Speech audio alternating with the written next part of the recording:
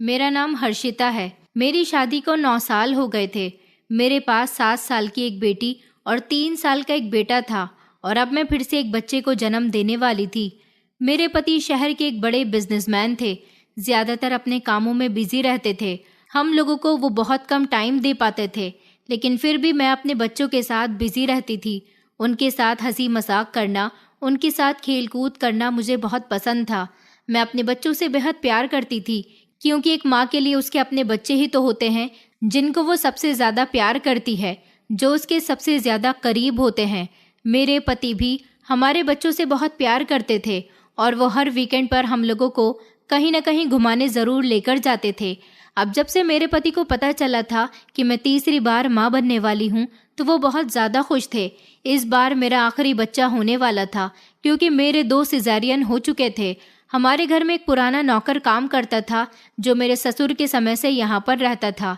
जब मेरे ससुर जिंदा थे तो उन्होंने इस ड्राइवर के पिता को हमारे घर में नौकरी दी थी और वो गांव के थे। उनका परिवार तो गांव में रहता था, मगर वो हमारे बंगले में ही रहकर घर के सारे काम किया करते थे, बंगले की देखरेख किया करते थे। वो बहुत वफादार नौकर थे। फिर जब उनका बेटा थोड़ा बड़ा हुआ तो उन्होंने अपने बेटे को भी अपने साथ यहाँ काम पर रखना शुरू कर दिया था। जगत विजय दास काका का बेटा था, जिसके पिता ने भी सारी जिंदगी यहाँ पर बड़ी ईमानदारी के साथ काम किया था और जगत भी पूरी ईमानदारी के साथ यहाँ पर काम करता था। लेकिन जगत यहाँ पर नौकर बनकर काम नहीं करना चाहता था। उसे शुरू से ही ड्राइविंग करने का बहुत शौक था। जब वो यहाँ बचपन में अपने पिता के साथ आता था तो अपने पिता के साथ 1-2 काम करवा लिया करता था। लेकिन हमारे घर के जो ड्राइवर थे वो उनसे ड्राइविंग सीखने की जिद करता था। उसके पिता ने इस बारे में मेरे ससुर जी से बात की थी। उन्होंने कहा था कि मेरा बेटा ड्राइविंग सीखना चाहता है। अगर मेरा बेटा जवान होकर अच्छा ड्राइवर बन गया तो आप उसको अपने यहाँ नौकरी पर रख लेना। मेरे ससुर जी ने कहा था कि अगर तुम्हारे बेटे को ड्राइविंग सीखने का शौक है तो वो यहाँ रहकर घर के कुछ कामकाज भी कर सकता है और ड्राइविंग भी सीख सकता है। विजय दास काका को इस बात पर कोई एतराज नहीं था, इसलिए उन्होंने अपने बेटे को परमानेंट यहाँ पर बुला लिया था। जगत भी अपने पिता की तरह बेहद वफादार और ईमानदार इंसान था। जगत ने हमारे यहाँ रहते हुए ड्राइविंग सीखी थी और वो घर के भी काफ़ी सारे कामकाज कर लिया करता था। फिर एक दिन जगत के पिता की तबीयत बहुत ज़्यादा ख़राब हो गई थी और वो इस दुनिया को छोड़कर चले गए थे। और फिर धीरे धीरे जब जगत जवान हुआ तो वो पूरी तरह से ड्राइविंग सीख चुका था। जगत हमारे घर का एक अच्छा ड्राइवर बन गया था, क्योंकि हमारे घर में ढेर सारी गाड़ियाँ थीं। एक ड्राइवर तो पहले से ही था, हमें एक ड्राइवर की और ज़रूरत थी, क्योंकि एक ड्राइवर हमारे बच्चों को स्कूल लाने ले जाने का काम करता था और बाकी दूसरा वाला ड्राइवर बाकी के काम करता था। जगत पर हमने ज़्यादा जिम्मेदारी डाली हुई थी, क्योंकि जगत हमारा वफादार और पुराना ड्राइवर बन चुका था, जबकि बाकी हमारे यहाँ ड्राइवर बदलते रहते थे। लेकिन हमने कभी जगत को अपने यहाँ नौकरी से नहीं निकाला था। और फिर मेरी भी शादी इस घर में हो गई थी। धीरे धीरे मेरी शादी को कई साल हो गए, मेरे बच्चे भी बड़े हो गए। मैं अब जगत को छेड़ा करती थी कि तुम अब शादी कर लो, तुम्हारी शादी की उम्र हो गई है। एक दिन मुझे जगत ने बताया था कि मालकिन, आपकी इच्छा पूरी होने वाली है। मेरी माँ मेरे लिए रिश्ते तलाश कर रही है। मैं तो इस बात पर बहुत खुश हुई थी। मैंने उसे कहा था कि मैं तुम्हारी शादी में तुम्हारे गांव ज़रूर आऊँगी। तो वो कहने लगा था कि जी, मैं आपको अपनी शादी में ज़रूर बुलाऊंगा, क्योंकि हमारे माए बाप तो आप ही लोग हो। बचपन से लेकर बड़े साहब और आप लोगों ने ही तो हमारा ख्याल रखा है। अगर आप लोग हमारा ख्याल ना रखते तो शायद आज हम इतने कामयाब ना होते। मैं उसकी बातों से बहुत खुश होती थी। मेरे पति जगत को बिल्कुल अपने छोटे भाई की तरह समझते थे। मैं भी उस पर बहुत भरोसा करती थी। अपने बच्चों के सारे काम मैं उससे ही करवाया करती थी। शुरू से ही जगत ने हमारे घर में कभी कोई गलत काम ना तो किया था और ना ही कभी होने दिया था। वो हमारा ड्राइवर था, लेकिन हमारे यहाँ के नौकरों पर भी नज़र रखता था। एक बार एक नौकर ने चोरी की थी, तो जगत ने खुद उसे सबूत के साथ पकड़वाया था। हमें बहुत खुशी हुई थी कि जगत बिल्कुल हमें अपनी फैमिली की तरह समझता था, बल्कि हम भी उसे अपनी फैमिली का एक हिस्सा ही समझते थे। रात को वो अपने गाँव वापस चला जाता था, क्योंकि अब उसकी माँ अकेली रह गई थी। उसको हमने एक गाड़ी दी हुई थी। सुबह के समय वो मेरे बच्चों के स्कूल जाने से 1 घंटे पहले ही आ जाता था। हमें उससे बहुत सहारा था। मेरे बच्चे भी उसे बहुत पसंद किया करते थे।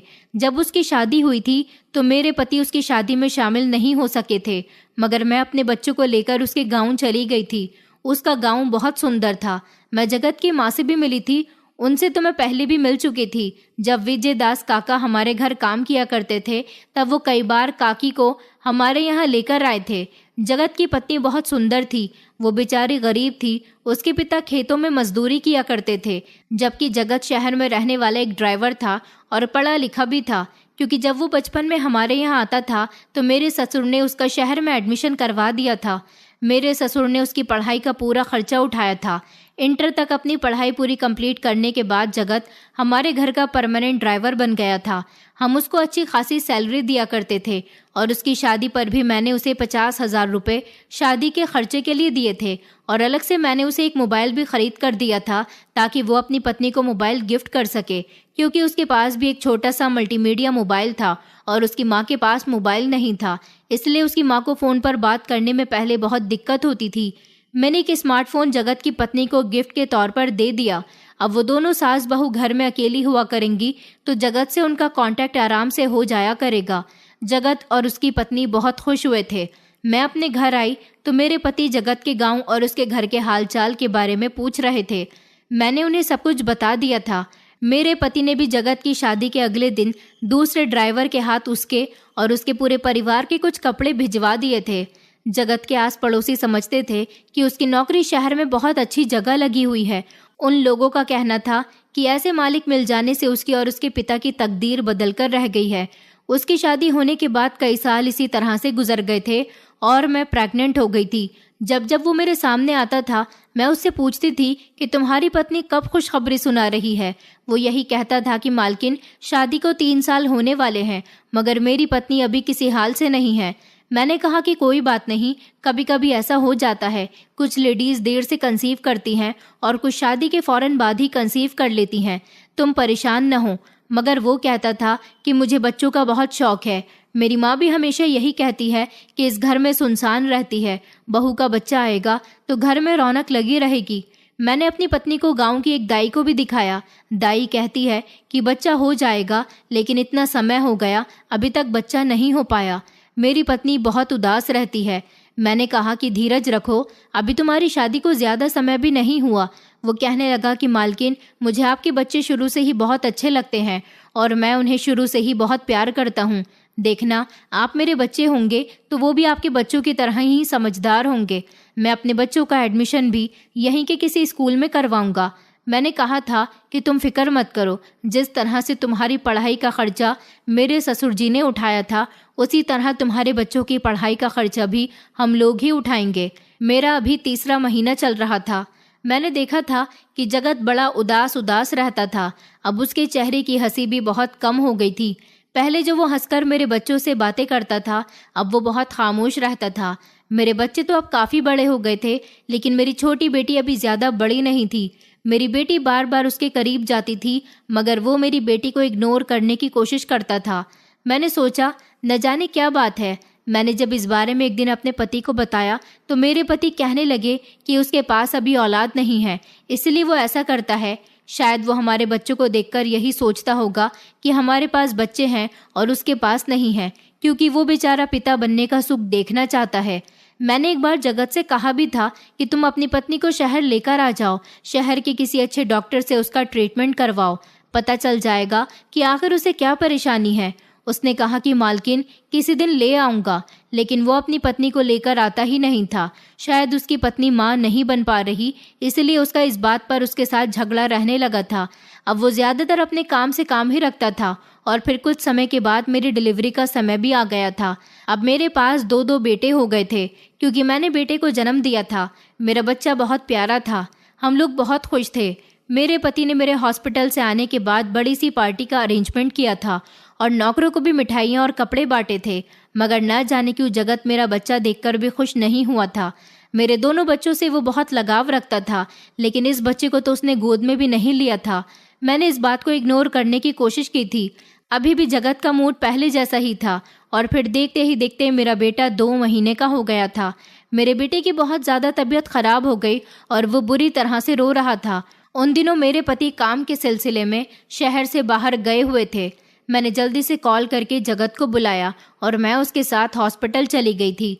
वहाँ जाने के बाद मैंने उसका चेकअप करवाया तो डॉक्टर ने कहा था कि मेरे बेटे को निमोनिया हो गया है और उसे एडमिट करना पड़ेगा। मैंने अपने पति से फ़ोन पर बात की थी और उनको अपने बेटे के बारे में बता दिया था, तो ये सुनकर वो भी बहुत परेशान हो गए थे। उन्होंने कहा था कि मैं जल्द ही अस्पताल पहुंच रहा हूं। 2 घंटे के बाद ही मेरे पति सब कुछ छोड़ छाड़ कर अस्पताल आ गए थे। वो बहुत परेशान हो रहे थे क्योंकि डॉक्टर ने मेरे बेटे की तबीयत सीरियस बताई थी। मेरे बेटे को अभी 2-3 दिन तक और अस्पताल में एडमिट रहना था। रात का समय हो चुका था। अब हम दोनों पति पत्नी को अस्पताल में रुकना था। मैंने अपने पति से कहा कि आप घर चले जाइए, मैं यहाँ पर रुक जाऊंगी। मेरे पति कहने लगे कि नहीं, हम दोनों ही यहाँ रुक जाते हैं। मैंने कहा कि नहीं, आपका घर जाना बहुत ज़रूरी है। बच्चे घर में अकेले हैं। आप तो जानते हैं ना कि उन्हें आपके या मेरे बिना नींद नहीं आती। उनके लिए तो दोनों में से कोई एक ज़रूर होना चाहिए, इसलिए आप घर चले जाओ। वैसे भी आप ट्रैवल करके आए हो, थक गए होगे। मेरे पति कहने लगे कि अच्छा ठीक है, मैं सुबह होते ही आ जाऊंगा। जगत ने मेरे पति को घर छोड़ दिया था। उसके बाद वो अपने घर चला गया था। अस्पताल में मैं अकेली ही रुकी हुई थी। रात का टाइम था, जब सब लोग सो रहे थे।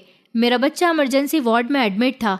वहाँ पर लेटने बैठने की कोई जगह नहीं थी, इसलिए मैं बाहर बेंच पर आकर लेट गई थी और लेटते ही मुझे गहरी नींद आ गई। लेकिन जब मेरी आँख खुली और मैं इमरजेंसी वार्ड में अपने बेटे को देखने के लिए गई तो मेरे पैरों तले से ज़मीन निकल गई थी कि मेरा बेटा तो वहाँ पर था ही नहीं। मैंने ज़ोर ज़ोर से चिल्लाना शुरू कर दिया और कहा कि मेरा बेटा कौन ले गया है, मेरा बच्चा कहाँ चला गया। हॉस्पिटल का स्टाफ भी मेरे इस तरह के रोने पर बुरी तरह से डर गया था, इसलिए उन लोगों ने पूरे अस्पताल में मेरे बच्चे को तलाश कर लिया था, लेकिन मेरा बच्चा उन लोगों को कहीं भी नहीं मिला था। मैं बहुत परेशान हो गई थी कि मेरा बच्चा कहाँ है। मैंने अपने पति को फ़ोन करके बुला लिया था। उन्होंने भी हर जगह तलाश कर लिया था, मगर मुझे मेरा बेटा कहीं नहीं मिला था। अभी वो 2 महीने का ही तो था, आखिर वो कहाँ जा सकता था। ज़रूर उसे किसी ने चुरा लिया था। पुलिस में रिपोर्ट दर्ज कर दी गई थी, मगर पुलिस भी मेरे बेटे को नहीं ढूंढ सकी थी। मैं और मेरे पति बेहद परेशान हो गए थे, लेकिन इसी दौरान 2 दिन के लिए जगत ने छुट्टी ले ली थी। इस समय हमें उसकी ज़रूरत थी। जगत ने फ़ोन करके कह दिया था कि उसकी पत्नी की तबीयत ठीक नहीं है। जब उसने अपनी मजबूरी बताई तो हम लोगों ने उसे कुछ नहीं कहा था। दूसरा वाला ड्राइवर सारे काम देख रहा था, मगर मेरा बेटा कहीं नहीं मिल सका। कई महीने गुजरने के बाद फिर मैंने इस उम्मीद पर जीना छोड़ दिया था कि मेरा बेटा वापस आएगा। मेरे दोनों बच्चे अपने भाई को याद करते थे। आखिरकार मैंने उसे जन्म दिया था। मैं उसे बहुत प्यार करती थी। मेरी गोद से मेरा बच्चा छिन गया था। मैं नहीं जानती थी कि अस्पताल में जाने के बाद मेरा बेटा ही मुझसे अलग हो जाएगा। इस दौरान जगत हमारे घर पर आया था। उसने छुट्टी 2 दिन की ली थी, मगर वो काफ़ी दिनों तक गायब रहा था। जब जगत वापस आया तो काफ़ी देर तक वो मेरे साथ मेरा दुख बांट रहा था। मैंने उसकी पत्नी की तबीयत के बारे में उससे पूछा तो उसने कहा कि अब उसकी तबीयत काफ़ी बेहतर है। जगत को भी दुख था कि मेरा बेटा गायब हो चुका था, मगर इस मामले में तो वो भी कुछ नहीं कर सकता था। जिंदगी इसी तरह से आगे बढ़ती गई थी। जगत जो पहले काफ़ी परेशान रहा करता था, लेकिन अब उसके चेहरे पर मुझे कहीं भी परेशानी नज़र नहीं आती थी। वो हंसता मुस्कुराता रहता था। शादी से पहले उसका जैसा नेचर था वो अपने इसी तरह के नेचर में वापस आ गया था, मगर उसके अंदर इस तरह का बदलाव अचानक कैसे आ गया था, ये बात मैं समझ नहीं पाई थी और कहीं कहीं ये बात मुझे शक में भी डाल रही थी। मगर मैंने सोचा कि नहीं, मुझे जगत जैसे ईमानदार इंसान पर शक नहीं करना चाहिए। आखिर उसके पिता ने भी अपनी पूरी ज़िंदगी हमारे यहाँ ईमानदारी के साथ रहकर गंवा दी और जगत भी वही सब कुछ कर रहा है। मुझे उस पर शक नहीं करना चाहिए, मगर मेरा दिल उस पर शक करने पर मजबूर हो रहा था। वो काफ़ी खुश रहने लगा था। मैं उससे पूछती थी कि तुम्हारी पत्नी का ट्रीटमेंट चल रहा है, अब तुम्हारी पत्नी को कोई गुड न्यूज़ मिली है या नहीं, तो वो यही कहता था कि अभी कोई गुड न्यूज़ नहीं मिली है, जल्दी ही मिल जाएगी। उसको किसी ने बड़े डॉक्टर के बारे में बताया है। वो अपनी पत्नी को वहाँ लेकर गया था और वहाँ डॉक्टर ने कहा है कि जल्द ही उसकी पत्नी भी प्रेग्नेंट हो जाएगी। ये बात सुनकर मेरी आंखों में आंसू आ गए थे। मुझे अपने बेटे की याद आने लगी थी। मैं सोच रही थी कि मेरी गोद में बच्चा आया था और कुछ समय मेरे पास रहकर न जाने कहाँ खो गया। मगर फिर मेरे पति ने मुझे भरोसा दिलाया, तसल्ली दी और कहने लगे कि हमारे 2 बच्चे तो पहले से ही है ना, हमें अपने उन दोनों बच्चों के साथ ही अपनी ज़िंदगी को गुजार देना चाहिए। अगर हमारे भाग्य में हमारे बेटे का मिलना लिखा ही होगा तो वो हमें ज़रूर मिलकर रहेगा। लेकिन ये सोच सोच कर मेरा दिल बेचैन रहता था कि मेरा बच्चा ना जाने कहाँ होगा, किस हाल में होगा। जिसने मेरे बच्चे को चुराया है उसने मेरे बच्चे के साथ ना जाने क्या किया होगा। मैं ये सब कुछ जगत को बता रही थी जब ना जाने क्यों मैंने जगत के चेहरे पर कुछ ऐसे एक्सप्रेशन देखे थे जो बड़े ही अजीब थे। फिर मैंने उसे इग्नोर किया। मैंने कहा कि भगवान तुम्हारी पत्नी को जल्द ही औलाद दे दे, तुम भी पिता बन जाओ, तुम्हें बच्चों का बहुत शौक है। जगत कहने लगा कि जी मालकिन। ये कहकर वो मेरे पास से चला गया था। लेकिन अब मैं देखने लगी थी कि जगत बहुत जल्दी जल्दी छुट्टियां करने लगा था।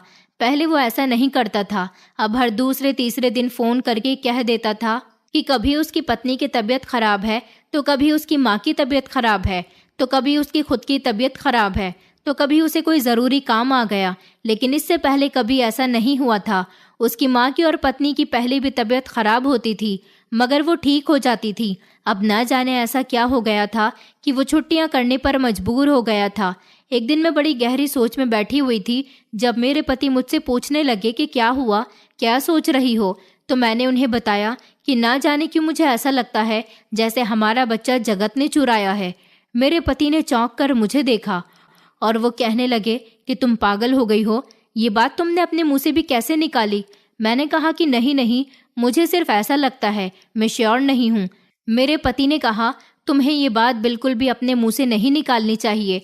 तुम जानती हो ना कि जगत और उसके पिता ने कितने साल हम लोगों को दिए हैं। अब फिर से इस बार जब जगत नौकरी पर आया तो मैंने उससे कहा था कि जगत तुम आजकल ज्यादा ही छुट्टियां करने लगे हो, तुम्हें क्या हो गया है, क्या घर पर कोई परेशानी है। तो वो हंसने लगा और कहने लगा कि नहीं नहीं मालकिन, कोई परेशानी नहीं है, बल्कि यह खुशखबरी है, मेरी पत्नी माँ बनने वाली है। ये बात सुनकर मुझे खुशी हुई थी। वो कहने लगा कि अब से मैं छुट्टियां लेता रहूंगा क्योंकि मुझे अपनी पत्नी का भी ख्याल रखना है। मैंने कहा अच्छा ठीक है, मगर ज़्यादा छुट्टियां मत करो। तुम जानते हो कि मैं अपने बच्चों को सिर्फ तुम्हारे साथ ही स्कूल भेजती हूँ, दूसरे ड्राइवर पर मुझे ज़्यादा भरोसा नहीं है। मैं खुश हुई थी कि चलो अच्छा है, इतने लंबे समय के बाद जगत भी पिता बनने वाला था। अब मुझे समझ आया था कि उसके खुश रहने की वजह ये थी, जगत पहले से भी ज़्यादा खुश रहने लगा था। एक दिन शाम का समय था जब मेरे दोनों बच्चे ट्यूशन गए हुए थे। मैं गार्डन में टहलने के लिए जा रही थी। मैंने सोचा कि वहीं पर जगत से भी कह दूंगी कि बच्चों को लेकर आ जाए, टाइम हो चुका है, क्योंकि वो थोड़े टाइम गार्डन में बैठ जाता था। मैं जैसे ही वहां गई तो मैंने देखा कि जगत किसी से फ़ोन पर बात कर रहा था। वो शायद अपनी पत्नी से बात कर रहा था। वो उससे कह रहा था कि हमारा बेटा कैसा है, ठीक तो है ना, ज़्यादा रो तो नहीं रहा। एक काम करो, अगर तुम्हें लगे कि उसकी तबीयत ठीक नहीं है तो माँ के साथ शहर में किसी अच्छे और बड़े बच्चों के डॉक्टर के पास जाकर उसका ट्रीटमेंट करवा लो। मैं अपने बच्चों को लेकर कोई भी कोताही बर्दाश्त नहीं कर सकता। और सुनो, तुम्हें याद है ना कि पिछली बार डॉक्टर ने क्या कहा था कि इसकी तबीयत ठीक नहीं है, इसलिए इसका बहुत ख्याल रखना है, वक्त पर इसे दवाइयाँ देनी है। ये कहकर जगत ने फ़ोन बंद कर दिया था, जबकि उसकी सारी बातें मैं सुन चुकी थी। आखिर वो किस बच्चे की बात कर रहा था। उसकी पत्नी को प्रेग्नेंट हुए तो अभी 1 हफ्ता ही हुआ था और वो अपनी पत्नी से कह रहा था कि तुम बच्चे को अस्पताल लेकर चली जाओ और उसके बेटे की तबीयत भी ठीक नहीं है। मैं धीमे धीमे कदमों से वहां से वापस आ गई थी क्योंकि मैं नहीं चाहती थी कि जगत मुझे देख ले और शर्मिंदगी महसूस करे।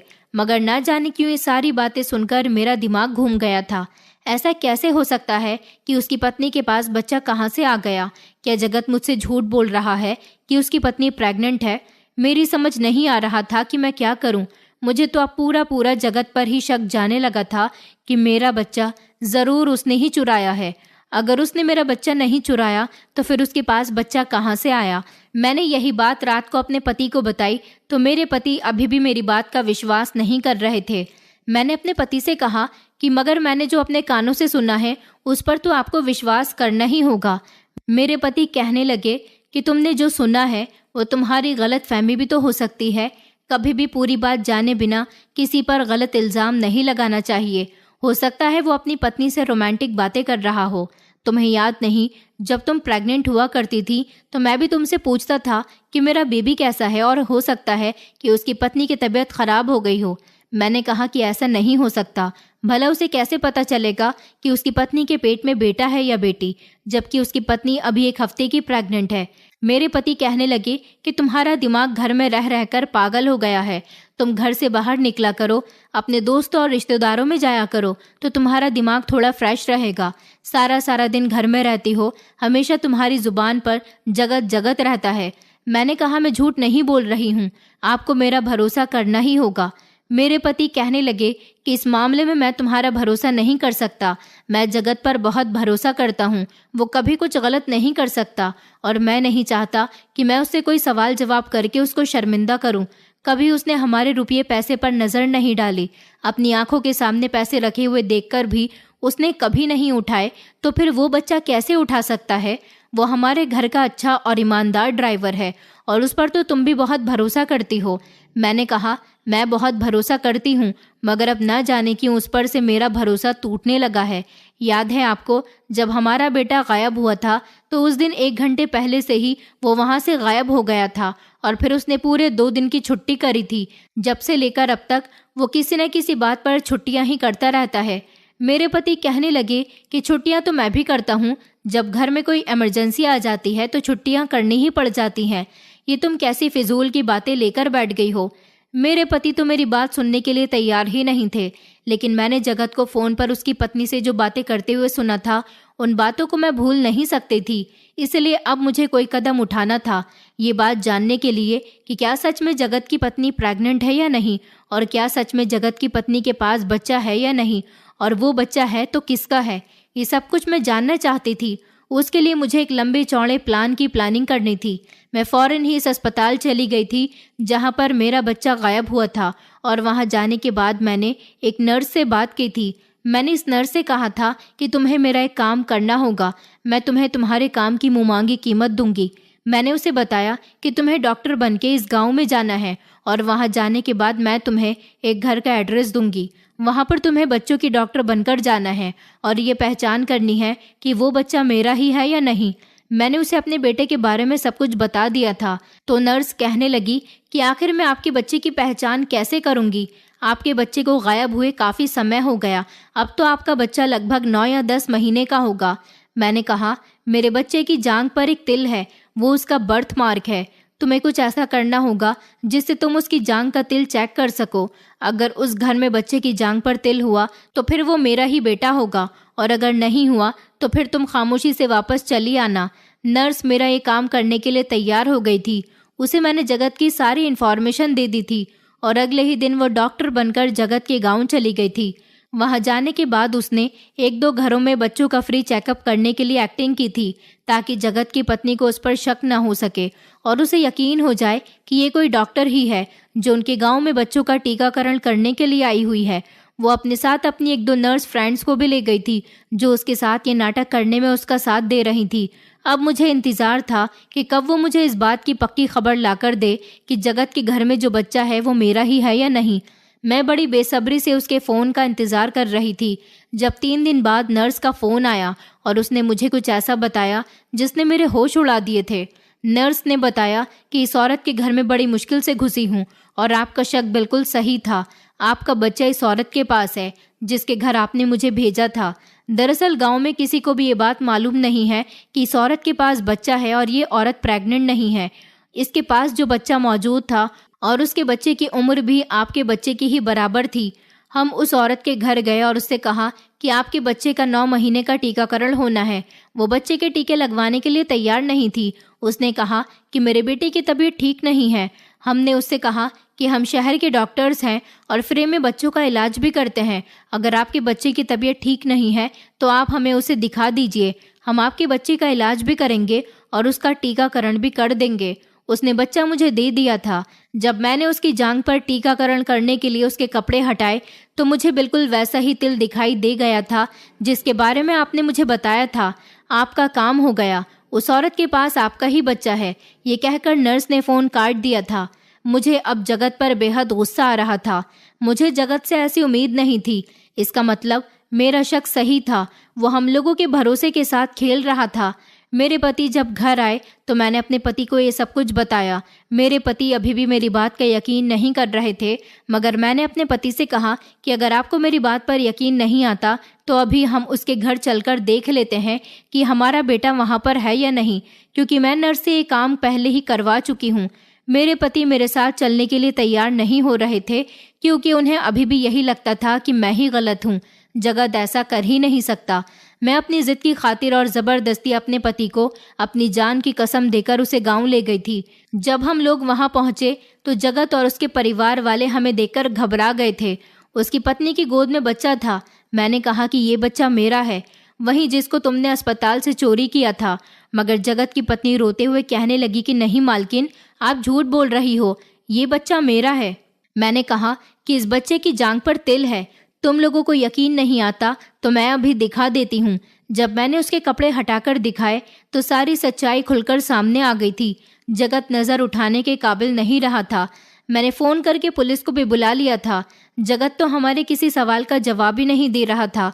मेरे पति के सामने जब सच्चाई खुलकर आई तो मेरे पति ने उसके मुंह पर एक ज़ोरदार थप्पड़ मार दिया और उससे कहा कि हम तो तुम पर बहुत भरोसा करते थे। मेरी पत्नी मुझे ना जाने कितने समय से कह रही है कि तुमने ही हमारे बच्चे को चुराया है, मगर मैंने उसकी बात पर कभी यकीन ही नहीं किया, सिर्फ इसलिए क्योंकि तुम एक ईमानदार पिता के ईमानदार बेटे हो। मगर हम नहीं जानते थे कि तुम्हारी नीयत हमारे बच्चे पर आ गई है। तुमने मेरा बेटा चुरा लिया है। तुम्हारी पत्नी के बच्चे नहीं हो रहे थे, इसमें हमारी क्या गलती है? तुम जानते हो कि हम अपने बच्चों से कितना प्यार करते थे। मेरी पत्नी इस बच्चे के लिए कितना तड़पी है। तुमने तो सब कुछ अपनी आंखों से देखा था, तो फिर तुमने ये सब कुछ क्यों किया? जगत किसी बात का कोई जवाब नहीं दे रहा था, जबकि उसकी माँ और पत्नी बहुत रो रही थी, गिड़गिड़ा रही थी कि प्लीज़ मालिक इसे कुछ मत कहो, गलती उनकी नहीं है बल्कि मेरी है। जगत की पत्नी कहने लगी कि दरअसल मैं बांझ हूँ, मैं कभी मां नहीं बन सकती। मैंने शहर के डॉक्टर को भी दिखा लिया, उन्होंने यही बताया। मगर जब मैंने ये खबर सुनी थी तो मेरी बहुत तबीयत खराब हो गई थी। मुझसे ये सदमा बर्दाश्त नहीं हो रहा था। हमें तो औलाद की बहुत चाहत थी, लेकिन इस खबर ने हमें अंदर तक तोड़कर रख दिया था। मैं इस सदमे से बीमार रहने लगी थी। मेरा पति मुझे बहुत प्यार करता है। मां ना बनने की खबर सुनकर मैंने जीना छोड़ दिया था। मेरी हालत बहुत ख़राब हो गई थी और वो मुझे इस हालत में नहीं देख सकता था। इसलिए उसने आपका बच्चा चोरी करके मेरी गोद में डाल दिया, ताकि मैं अपनी ज़िंदगी खुशी खुशी गुजार सकूं और इस बच्चे की खातिर ठीक हो जाऊं। मैं जानती हूँ कि मेरे पति ने आपकी गोद उजाड़कर मेरी गोद भर दी, मगर उन्होंने सिर्फ मेरी खुशी की खातिर मेरी हालत देखते हुए ये सब कुछ किया था। मैं बहुत बीमार थी। इस बच्चे से मुझे उन्होंने जीने की उम्मीद दी और हमारे घर में इस बच्चे से खुशियाँ ही खुशियाँ आ गई थी। हम लोगों को ज़िंदगी का असली मतलब पता चल गया था। हम लोग डर डर कर जीते थे कि कहीं आपको इस बारे में कभी कुछ पता ना चल जाए, इसलिए इस बच्चे को सबसे छुपा कर रखते थे। मगर ना जाने आपको ये सब कैसे पता चल गया। फिर मैंने उसे बताया कि वो लड़की जो टीकाकरण करने के लिए आई थी वो डॉक्टर नहीं बल्कि एक नर्स थी, जिसको मैंने पैसे देकर एक्टिंग करने के लिए कहा था, ताकि वो यहाँ पर टीकाकरण करने के बहाने से आए और इस बच्चे की टांग पर देख सके कि तिल है या नहीं। क्योंकि जगत ने तो मुझसे झूठ बोला था कि तुम माँ बनने वाली हो, मगर एक दिन मैंने उसे तुमसे फ़ोन पर बातें करते हुए सुन लिया था, जब वो बच्चे के बारे में तुमसे बात कर रहा था। मैं तभी समझ गई थी कि कोई ना कोई गड़बड़ ज़रूर है और मुझे इस गड़बड़ के बारे में पता ज़रूर लगाना होगा। जगत की पत्नी बुरी तरह से रो रही थी। उसकी माँ का भी कुछ ऐसा ही हाल था, जबकि जगत की आंखों से भी आंसू निकल रहे थे। मैं अपना बच्चा गोद में उठाकर ले आई थी और जगत को पुलिस ले गई थी। जगत की पत्नी मेरे आगे हाथ जोड़कर बहुत रो रही थी, कह रही थी कि मालकिन प्लीज़ हमारे साथ ऐसा मत करो, मेरे पति को छोड़ दो और मेरा बच्चा भी मुझे वापस दे दो, मैं मर जाऊंगी, प्लीज़ ऐसा मत करो मालकिन। लेकिन फिर भी मैंने किसी की एक न सुनी थी। मैंने सारी रात अपने बच्चे से बहुत प्यार किया था, मगर एक बात थी जो मुझे बहुत परेशान कर रही थी। ये बच्चा मुझे अपनी माँ नहीं समझ रहा था। ये लगभग 9 महीने का बच्चा था और इतना बड़ा बच्चा अपनी माँ को अच्छी तरह से पहचानने लगता है। वो सारी रात बहुत रोया था। शायद इसकी माँ का भी ऐसा ही हाल होगा। मेरे पति तो जगत पर अंधा भरोसा कर बैठे थे। उन्होंने पुलिस में फ़ोन करके कहा था कि जगत को सारी रात बहुत मारना, इसी तरह इसको इसके किए की सज़ा मिलेगी। शायद पुलिस वालों ने जगत को सारी रात बहुत मारा था और सारी रात इस बच्चे ने मुझे बहुत परेशान किया था। ये जब से मेरे साथ घर आया था लगातार रोई जा रहा था। मेरे बच्चे भी सारी रात इसकी वजह से सो नहीं सके थे और बार बार इसे चुप करवाने की कोशिश कर रहे थे, लेकिन ये बच्चा तो खामोशी नहीं हो रहा था। मेरे पति कहने लगे कि शायद इसे अपनी असली माँ की याद आ रही है। मैंने रोते हुए कहा, मगर इसकी असली माँ तो मैं हूँ। मेरे पति कहने लगे कि जन्म देने वाली माँ से ज्यादा परवरिश करने वाली माँ ज्यादा बड़ी होती है।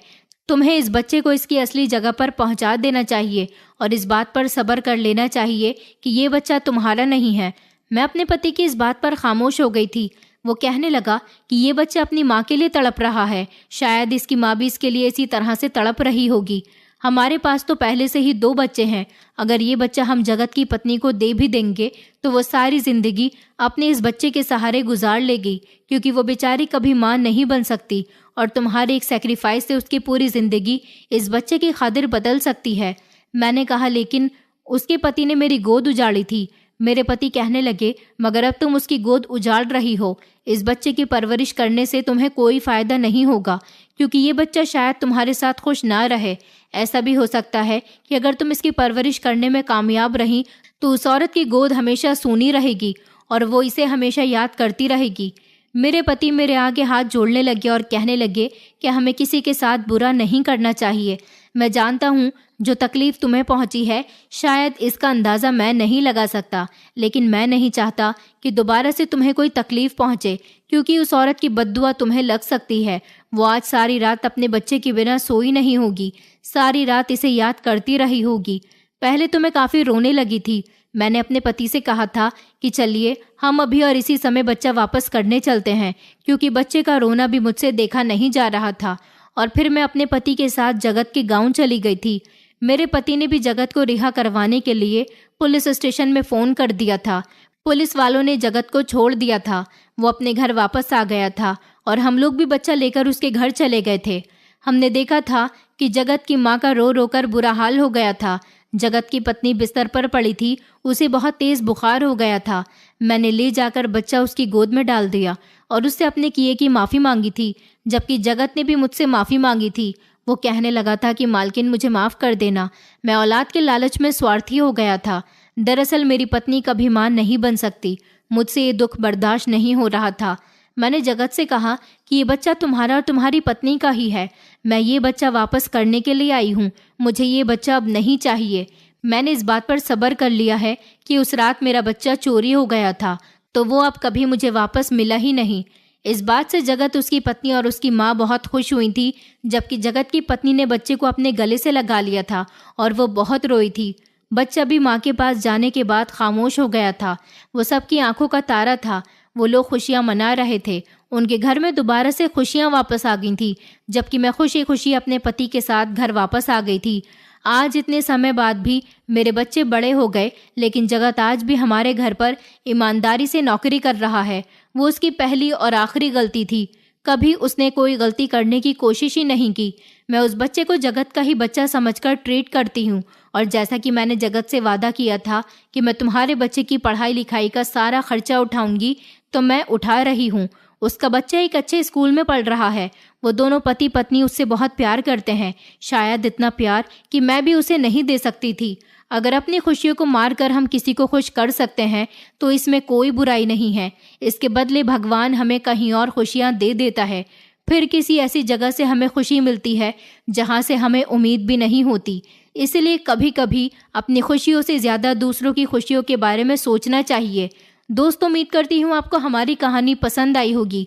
कहानी पसंद आई है तो वीडियो को लाइक करें, चैनल पर नए हैं तो चैनल को सब्सक्राइब करें और हाँ, नोटिफिकेशन बेल को ज़रूर दबाएं ताकि अगली अपडेट सबसे पहले आपको मिले।